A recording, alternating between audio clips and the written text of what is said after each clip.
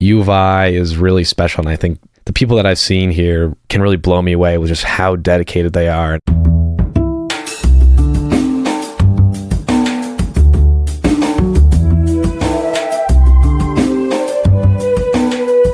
This is Champaign is Also a Band podcast. One songwriter, one song.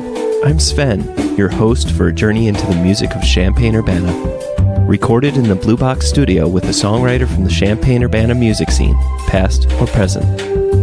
Champaign is Also a Band podcast is proud to be a part of the Champaign Showers Podcast Network.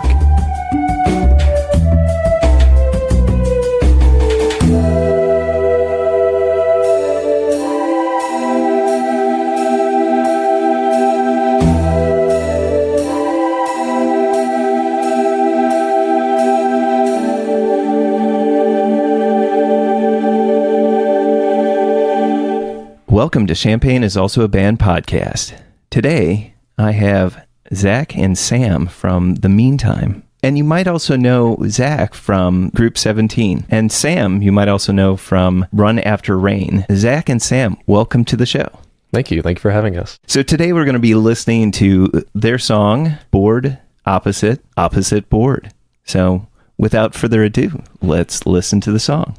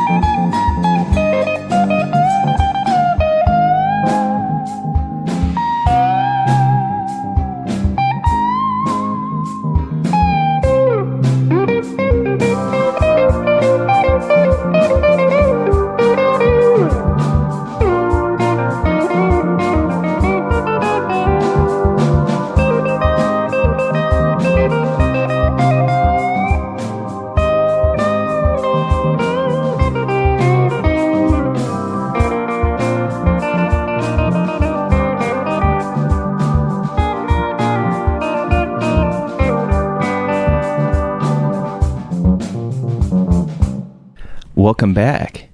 So the first thing that I typically ask is what came first, the words or the music? But of course, as an instrumental piece, I usually like to think, okay, what was the first thing that happened in order to create this song? Was there like a bass line? Was there a chord progression? What was the first thing that was the initial part of this song? It's kind of hard to remember. So we started writing it last winter. We were back on break, and I had a good friend who plays keyboard, and we're like, you should come with us and you should write a song. And so it was me, him, and then our rhythm guitarist, Vanya. And thinking back that far, I'm pretty sure that the chord progression came first. I think maybe Vanya was messing around with something, and Charlie's the keyboard player, and Charlie's like, oh, I really like that. And then started working on that, kind of adapting it, switching it around. And we went through kind of a couple phases of ideas until we got that chord progression that you hear now for the verse, and then with the pre-chorus and the chorus progressions coming later, and then from there it just grew. I believe the way it worked out, the three of them did 1 or 2 rehearsals without me. I must have been on vacation or something, because they came up with these ideas and then showed them to me, and then I was just sitting behind the kit for 30 minutes, not playing a single note, just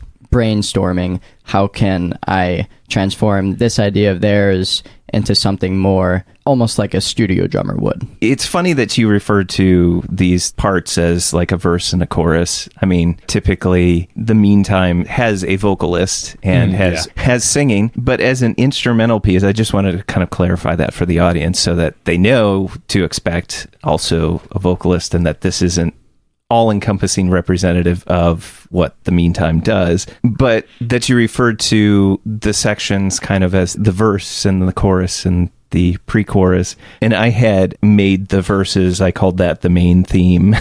Okay. And then I actually, for some reason in my brain, I thought of it as like this counterpoint, because it's just this, it tends to be this dialogue between what's going on with the bass and what's happening with the lead guitar. So there's like this conversation that happens. In the way that I look at it, is that's how I kind of broke up those sections. And then I know even within the drum parts, Zach, you kind of created even more subdivisions in those sections. When the chorus gets repeated, you change something about the nature of the drumming that creates more impulsion or is a revision to what's happening, chordally, musically, that kind of thing. You're spot on. I really tried my hardest in this song to evolve each part as it goes on. So a really important part of the song is starting very minimally, not playing any extra notes, so that by the time that the second or the third chorus comes around, there's still something new.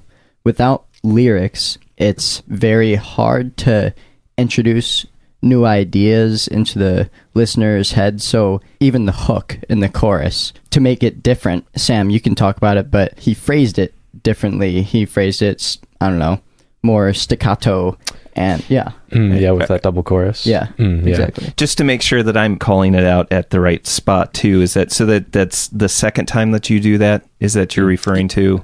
So that's probably, let's see, where is that? That's at like 2:35, something like that. Does that make sense? There's a spot there where I'm thinking about how there's more of a driving that's happening with the drums, and then the bass line. There's this great play between the instruments where certain things kind of take their space. And so like there's a good spot where the bass line is getting to be front and center during that spot too, yes, which I think is very cool. Lots of space for Charlie. For you listeners at home, just to give you a little more context, Sam's friend Charlie, shout out Charlie, he played a Rhodes on his right hand and split up his keyboard so that the left side of his keyboard made a synth bass sound. So while he was playing chords with his right hand, he was running bass lines, which is about the coolest thing you can do musically, in my opinion, is running synth bass lines with your left hand. Yeah, he's a very impressive keyboard player and songwriter. I know he was really attached to that bass line too. I think he was a huge fan. I think we all were. But I remember that was one thing to kind of come out of the song pretty early, is that bass line. I mean, you hear it pretty strong, I feel like, in that intro. And I mean,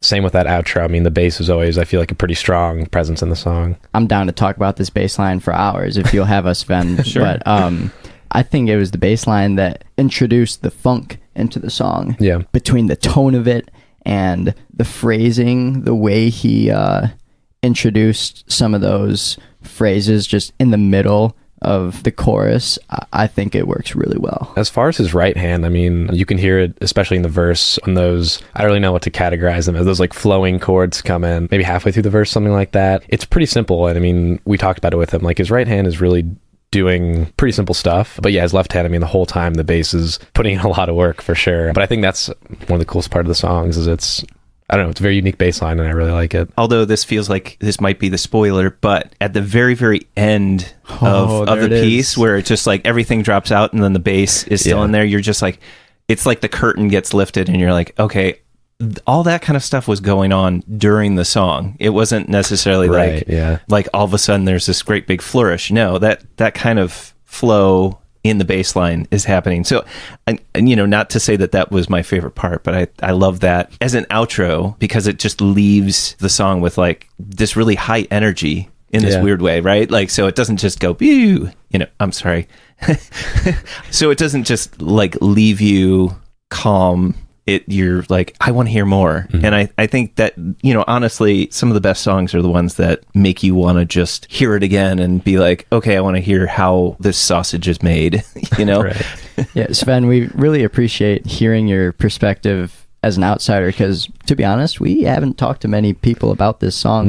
Maybe just our closest friends. But little fun fact is that the mix that you just heard at the beginning of this episode was not exactly the final mix that we decided on. The mix that I sent you, Sven, we made one adjustment to the final mix, and that adjustment was we turned up the bass in the final 3 seconds. That final bass run, we turned it up because we want the listener to know the bass is there. And like you said, leaves you hanging a little bit. Where will that be? Are you going to put it on Spotify or Bandcamp or something? Or it will be on Spotify. The Meantime is going to release an EP at the end of the year. Well, hopefully, if all things go according to plan. I feel like these things always take longer than you want them to, right? Sure. I don't mean to jinx it. But yeah, right. But we're hopefully thinking sometime over the summer. And this single definitely before that. We have a final mix. We're waiting for some art to be done for the cover. Sam, would you discuss the difference between this song and our EP, please? Sure, yeah. I mean, where to begin with that? Yeah. Well, I just mean that it's separated. I feel like we should clarify. Our intentions with this song are for it not to be on the EP as of now because of the keyboard as a new element. We don't want that to blend in with the rest of our songs on our EP. We want this to stand out as we're doing something different here. Here it is. And to go one step further, it has a silly name. Board opposite, parentheses, opposite board. Yeah. But I think I just feel like it has a very different tone, I feel like, also from the other songs we've written that we currently plan to have on the EP. But also I think that's like, maybe not a priority, but one thing that I really value about The Meantime, and I think, Zach, we've talked about it, and you feel the same, of all of us like so many different kinds of music, and I think we want that to be reflected in the music we make too. And I think there's a lot to be said for artists who have an album and have a cohesive sound and a cohesive tone and everything. And maybe our EP is going to sound a little bit all over the place, hopefully not. But I mean, we have a couple songs right now in the works that are, I'd say, pretty different especially from the one song we have on streaming services right now, The Blackening. It's a pretty different tone. And I think Board Opposite is a really strong example of kind of that method that we bring of really just trying to make all sorts of music. I feel like maybe I can back up just a little bit. It sounded like between the guitar and the keyboard, there was already kind of a format forming. There was the next step of adding Zach as the drummer. How did that initially happen? Like, I know you sat and listened through and kind of planned. I mean, I feel like you would have imagined what you would have done, but then in rehearsal, that would have evolved. So I'm kind of curious about the evolution into the different parts that you create. Very nice question. Here's what we did is we took one part, say the verse. I actually think the verse was the first thing that we looped, and we played it nonstop for 8, 9, 10 minutes. And after those 10 minutes, we'd take a break and talk. Zach, that one groove that went, cha-cha-cha-cha-cha-cha, that was really special because X, Y, and Z. And we did this for most of the parts. We got to the chorus, and we would just loop and loop until we found something innovative and something that really just fit in its place. If you were to play this live, would there be changes? Would there be different phrasings? Would there be things? Because I'm curious, you're basically playing with what you would say within like Western classical music as kind of like a theme and variation, right? I'm kind of curious if those themes and variations will change from performance to performance, and like, how did you finally decide on when you recorded it that, okay, yeah, I like that kind of phrasing the best, or are you consistently performing those, both of you, like, are you performing those things consistently, and so it really is just a moot point that I'm making?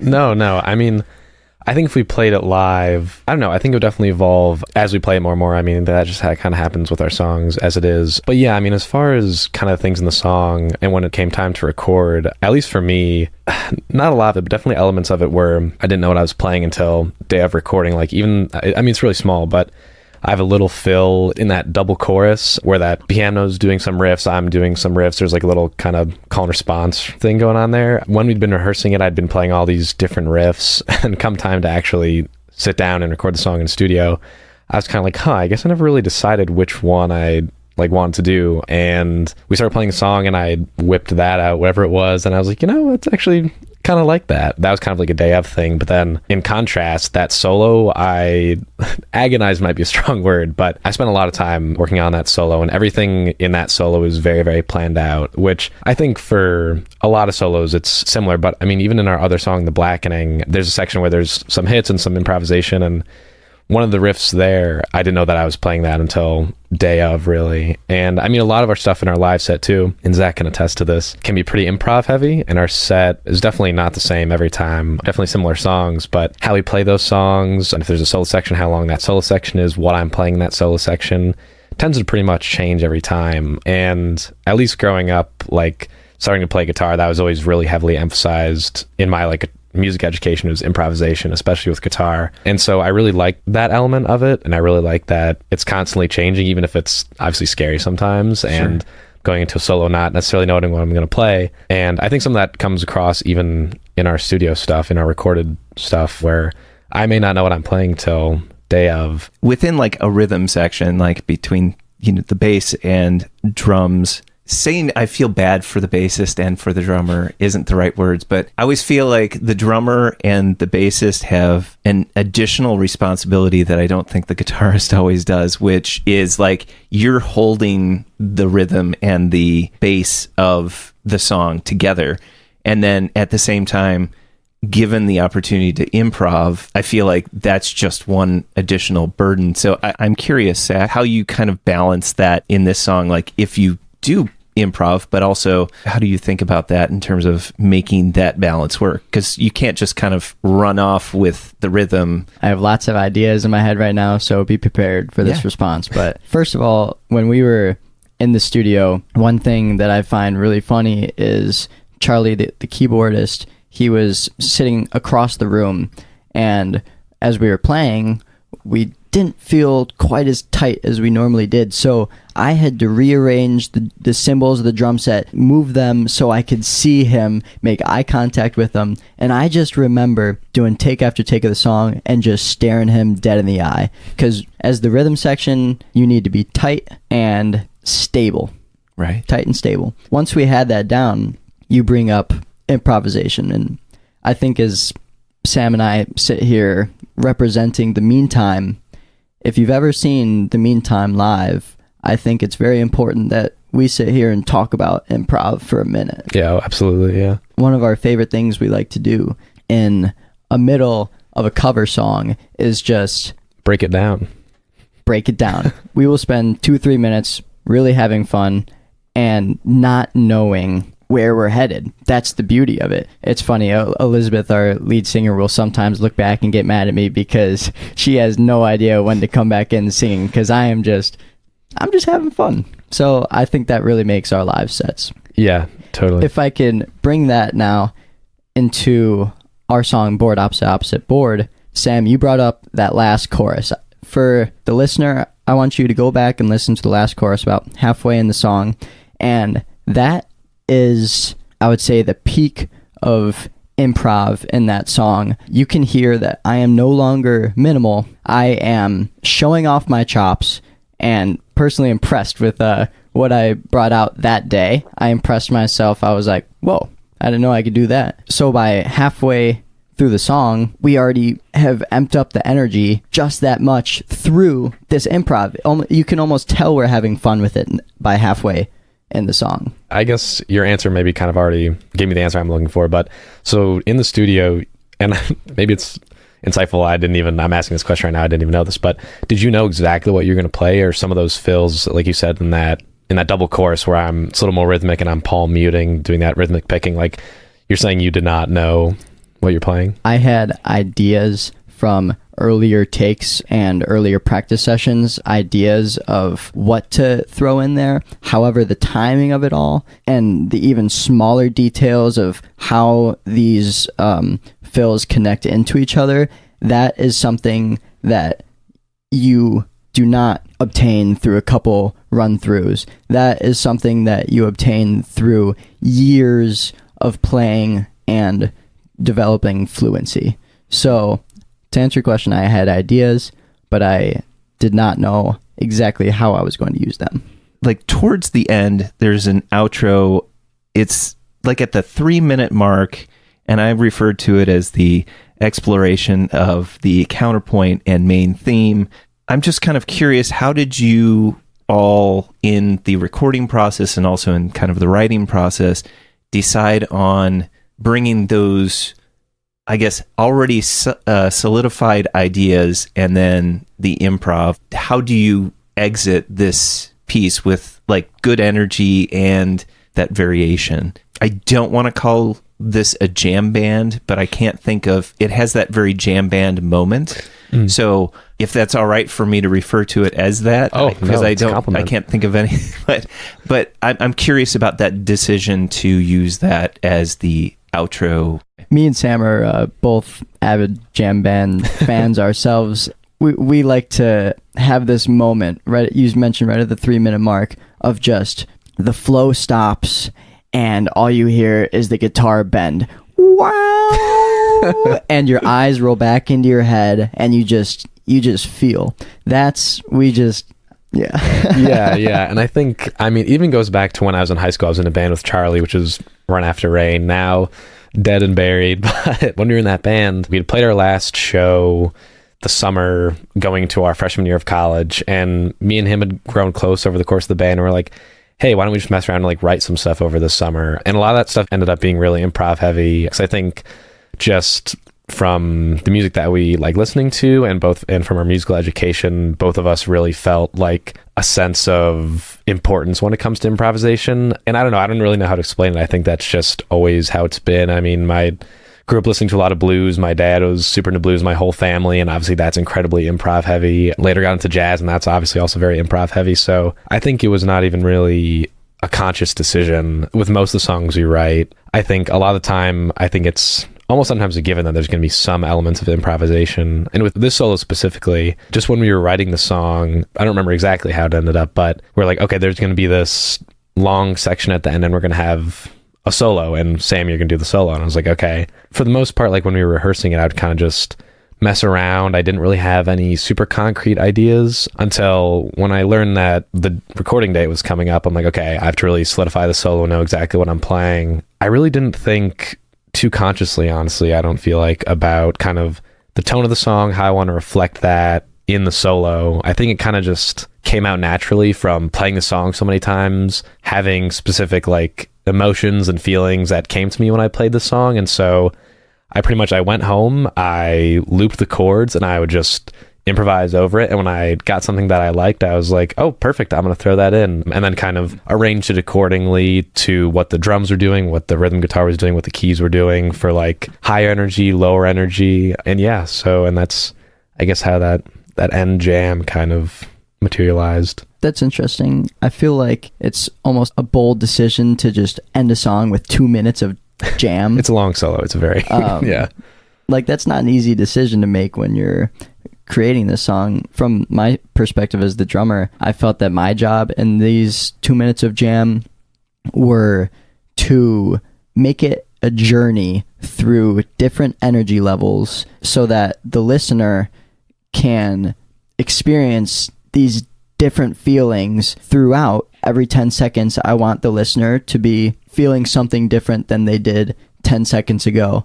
And the way I did this was I broke this 2 minutes up into intervals of medium energy jam, high energy jam, and then within these intervals, I, of course, split it up into even more intervals. I want you to go back and listen to this jam and listen for the ride bell of the cymbal.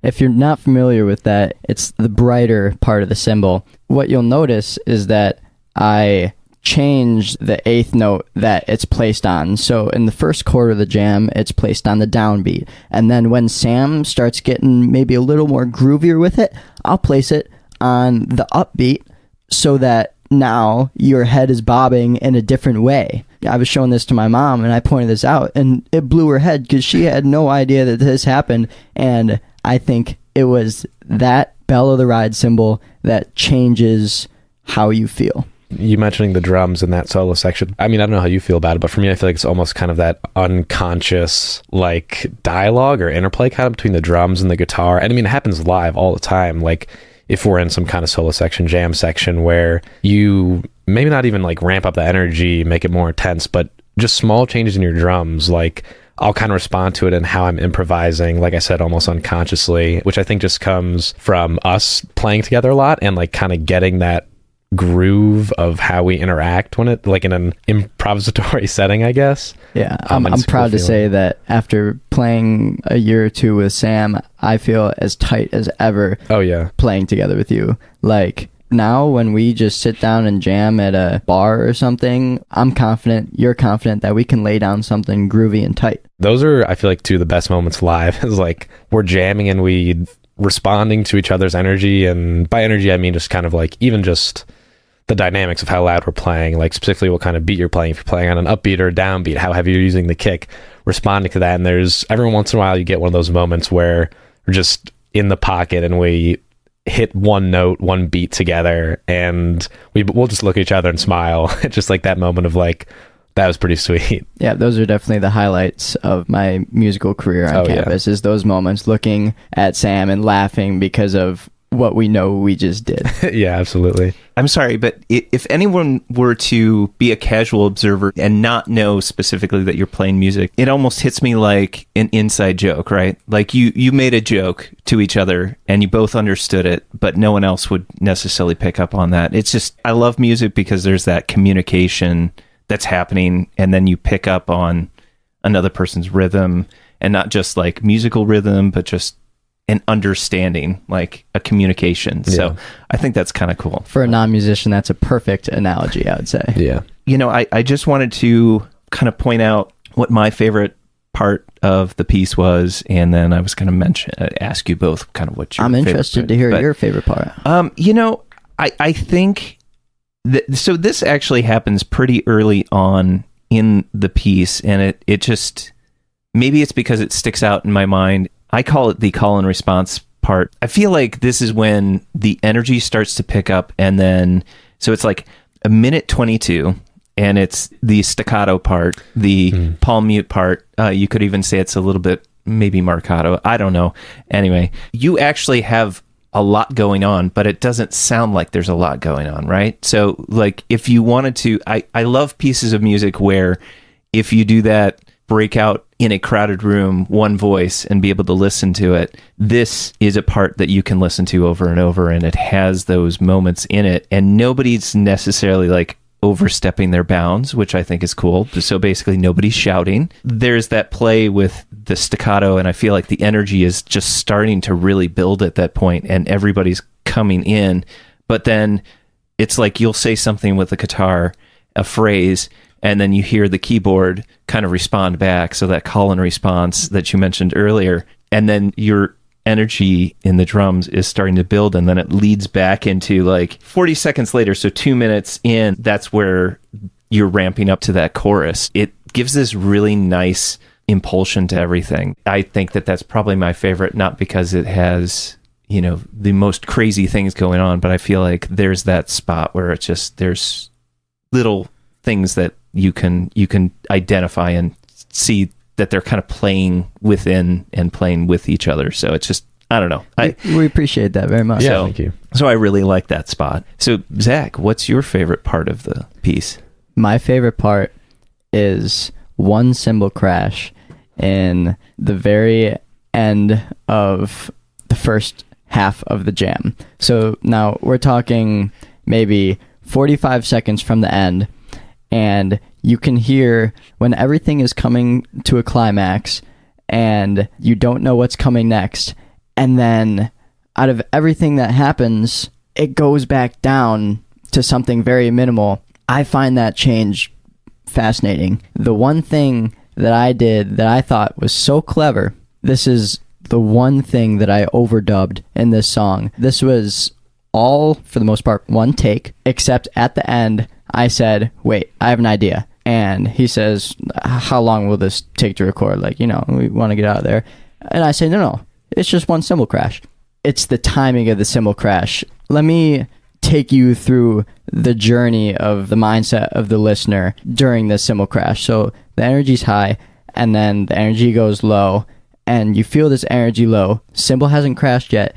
And then finally, when the cymbal crashes on the backbeat, it doesn't crash on the one, it crashes on the backbeat. For me, that was like a release of all of that pent-up energy from that jam, all in that cymbal crash. You can just breathe a deep sigh of relief out. All that energy comes out in that cymbal crash. I think, is that right? Like literally right in the halfway point where I'm doing those bends and you hit that crash? Am I thinking of the right spot? Yep, halfway from the start of the jam to the end of the jam. Well, Sam, what is your favorite part of the song? I think, I don't know. I think I'm going to have to honestly agree with you with that staccato part during that kind of double chorus. There's a lot of parts that I really love about the song, but I think that part especially, I think it's a pretty quick shift. I feel like the rest of the song is pretty, I don't know what adjective to use, flowy, whatever you want to call it. But then like right when that staccato hits, and I know the drums change too, like it just feels a little more, I don't know, bouncy almost, a little more like rhythmic. And I just really, really like that change. And I really like when we get that call and response too, a few seconds later, when that keyboard just starts like ripping it. I love that. I love that feeling. And the call and response of that and the guitar, I just think is a really cool kind of interplay. So yeah, that's probably my favorite part. Why did you pick this song to be the song that you wanted to talk about today? To be totally honest, I think a lot of it was just logistics. And we have one other song out on streaming services, The Blackening. We, of course, could have talked about that one, but I don't know. This one, that was released last April, May, something like that. Spring, summer last year. And this one, we're just getting ready to release. So I think it's still really fresh in our minds. I think there's a lot to talk about with it, even though it is instrumental and there's no vocals on it. And we just got like a master of it, and we're like, well, this has been fresh on our minds. We've been working on it, just finished it. So I think we have a lot of ideas kind of about how it came about, things we'd like to talk about with the songs. Personally, I thought it would be almost extra fun to talk about a non-lyrical song on a podcast, because I feel like it's something that a lot of people might not either understand or appreciate. So I feel like I'm doing a duty or a service to the Music Society by talking about a non-lyrical song and hopefully inspire some non-musical people to appreciate these things. And that's why I say my favorite part is a millisecond long. It's appreciating these small things that I hope I can share to others. Champaign is also a band podcast is proud to support Jubilee Cafe. Jubilee Cafe is a free weekly meal program at Community United Church of Christ, 805 South 6th Street in Champaign, Illinois. Jubilee Cafe serves a home-cooked meal from 5 to 6:30 each Monday. Their mission is to feed hungry people by cooking healthy, delicious meals and by serving their guests restaurant-style with servers waiting on tables. Jubilee Cafe is open to anyone who cares to eat with them. Because food insecurity among students is so high, they serve students as well as others in and around the Champaign-Urbana community who struggle with hunger. Meals are free to all and will be served each Monday evening, located in the accessible lower level of the building at 6th and Daniel Streets in Champaign. For more information on the meal or how to volunteer, Go to the Jubilee Cafe CUCC Facebook page or email them at jubilee.cafe@community-ucc.org.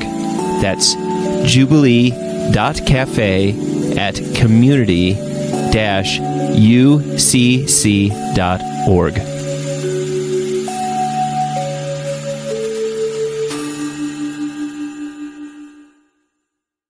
Welcome back. So, Sam, what is your favorite Champaign-Urbana venue, past or present? Yeah, that's a tough question, honestly. I mean, I think there's a lot to love about so many of the places that we've played. And I don't know, to choose one is really hard. One of the best ones, definitely the Gallery Art Bar in Urbana, just because first time we played there, the sound guy, I believe he also does sound for the Rose Bowl. He knows what he's doing. And like a problem that we've run into that can be really kind of tricky is being on stage and not really being able to hear yourself. And you trust that the crowd can hear you, but sometimes it's just hard to know how loud you are, if the crowd can hear you, if you're like too loud and overpowering. But at this venue, we could hear ourselves perfectly, and that just made it really, really fun to play, and we were able to like bask in the music just a little bit more because it just was such good quality for us up on stage. And they had these projectors projecting these images all around the walls, and it was really cool, just like these trippy, psychedelic, like YouTube visualizers, which was super, super cool. And the crowd there was pretty sweet too. It was a good crowd there. But then, I mean, it's also easy to say like Canopy Club is an easy go-to. That's the biggest venue we've played. They have great sound, super cool to play on a stage that big. But even like some of the DIY, I mean,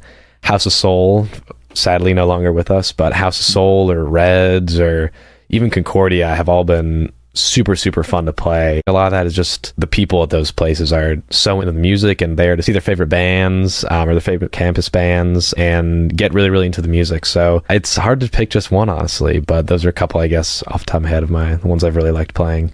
Well, Zach, what are your favorite? Sam, I like you bringing up the community at these house venues. That's definitely something special. It's been something where now if we get invited to a house show, I want to go there early just so I can talk to my new friends that I've made through this house show scene.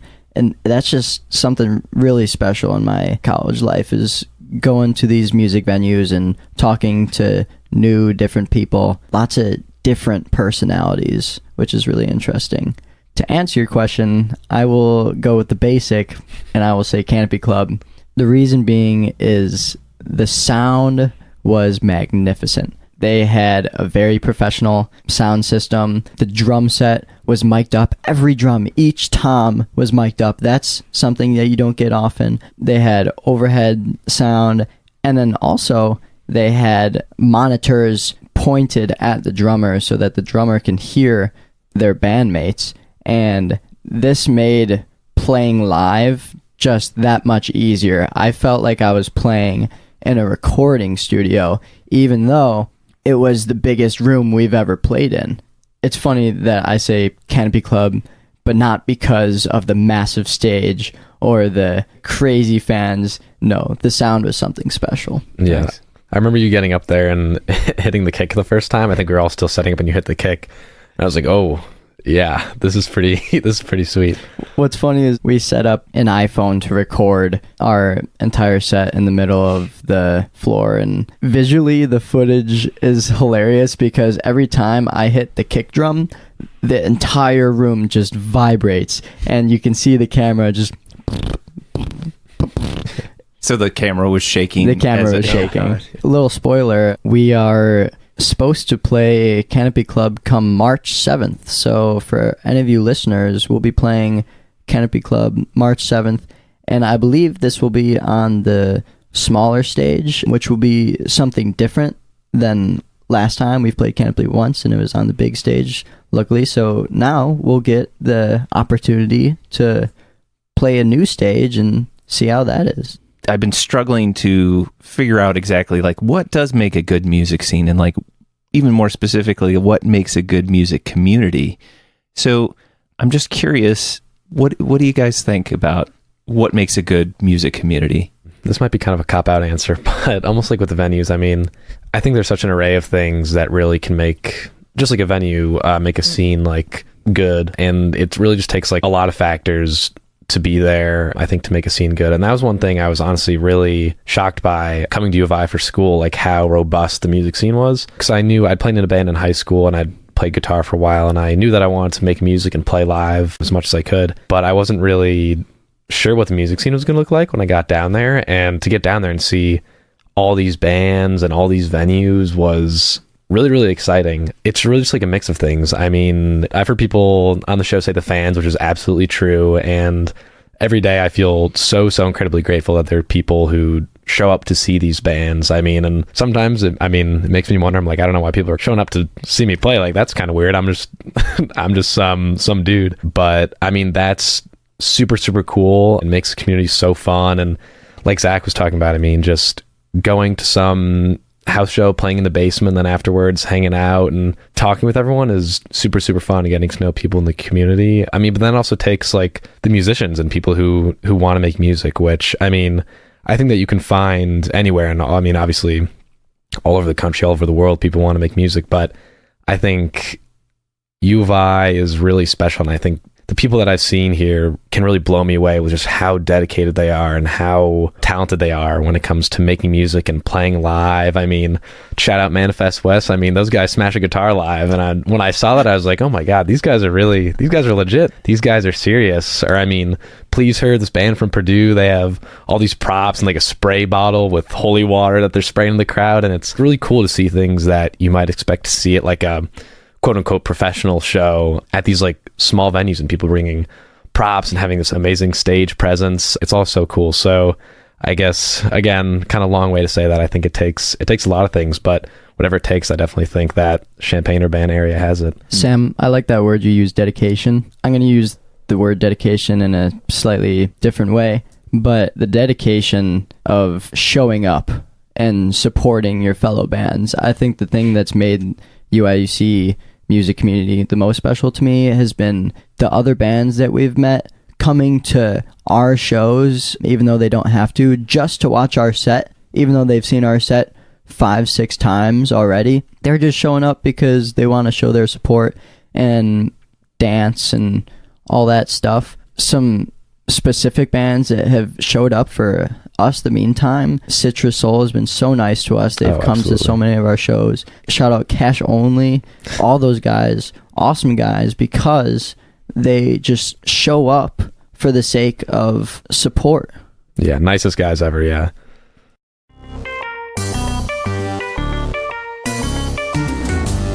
Champaign is Also a Band podcast is proud to support Exile on Main Street. Exile on Main Street, located in the old train station building at 100 North Chestnut Street in downtown Champaign, has been helping to build record collections since 2004. Carrying a wide array of new and used LPs, CDs, and video games. Exile on Main Street has something for just about any music enthusiast and old-school gaming devotee. Exile also hosts regular free live music shows on its stage, so be sure to check out their Facebook, Instagram, and Twitter pages for the up-to-date details on the next upcoming event. Open 7 days a week, they can be reached by phone at 217-398-MAIN. That's 217-398-6246. Welcome back. So, Zach, what is your favorite non-musical thing or things? My favorite non-musical thing is tennis.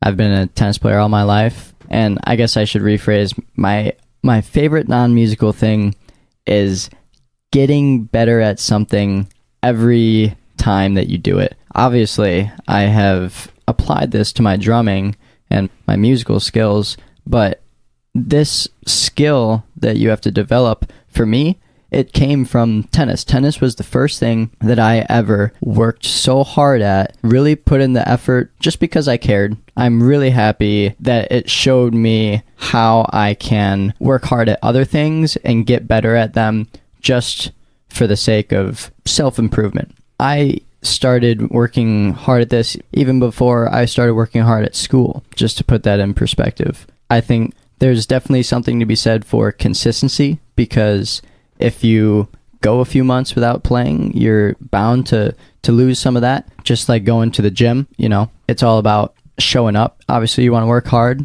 but showing up is step number one. I'm just happy that I learned that early in my life, because I'm excited to see where this mindset takes me. I feel like it's a very healthy mindset that I've developed. Well, Sam, what is your favorite non-musical thing or things? Favorite non-musical thing is watching movies. Unfortunately, on campus, I don't have as much time to do it as I would like, even though I still try and chip away at it. But especially, even just over this past winter break, I mean, I was watching probably at least one movie a day, which I have mixed feelings about. Sometimes I'm like, probably be spending my time doing something a little more valuable. But it's really like one of those things that I can just sit down, put something on, turn my brain off, watch a pretty movie, and it really just... great decompression for me personally. So I'm definitely more of like a recent movie watcher. I've tried to do a little bit of my homework and watch Casablanca, Gone with the Wind, try and watch some of those old classics. But for me personally, it's more kind of probably 70s, 80s up to now. Especially I try and see a lot of like modern stuff out in theaters. Hey, Sven. Yeah. What about you? My favorite thing is being lazy. Part of that actually goes with the caveat of I have to feel like I've earned the ability to be lazy. So it comes with all of that feeling of accomplishment and then saying, okay, you've done enough. And I don't know if that's, entirely psychologically good, because sometimes you just need to give yourself a chance to rest. But to be able to say like, oh, I accomplished this, or I checked everything off the list, so now I can just do whatever the heck I want. So I'm going to be lazy. So that's why it's my favorite. My favorite thing that happened to me this week was on Friday when I finished all my homework. Not the act of finishing my homework, but the act of taking a 2-hour nap after that. I can't remember the last time I intentionally took a nap. It was usually when I was just like sitting doing something, and then I was just like, funny. And then, well, it's usually like if I'm watching something, I'm in my lazy mode, so of course then I'll just fall asleep. But that's all right. I mean, whatever gives you a nap is fine with me. But Sam, Zach, thank you for being on the show and talking about your piece, Board Opposite Board, and telling me about your favorite Champaign-Urbana venue, what makes a good music scene, and your favorite non-musical thing. So I really appreciate you coming all the way out here and chatting with me. Yeah, well, thank you so much. Thanks for having us. Thanks for being a gracious host. For all you listeners that can't be here in the studio, Sven was very nice and accompanied us with cookies, chips, drinks of all sorts. So we feel very at home here. Thank you very much.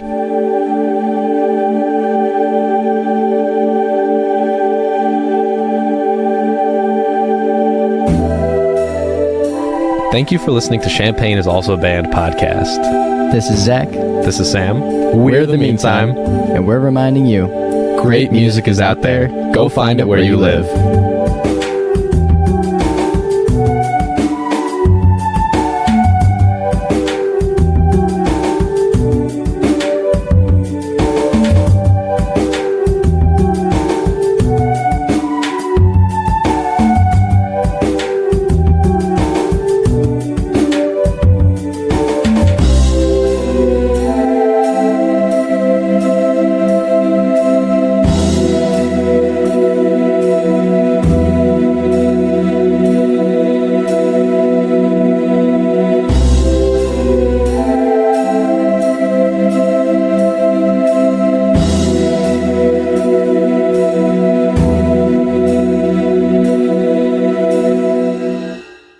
That's a wrap.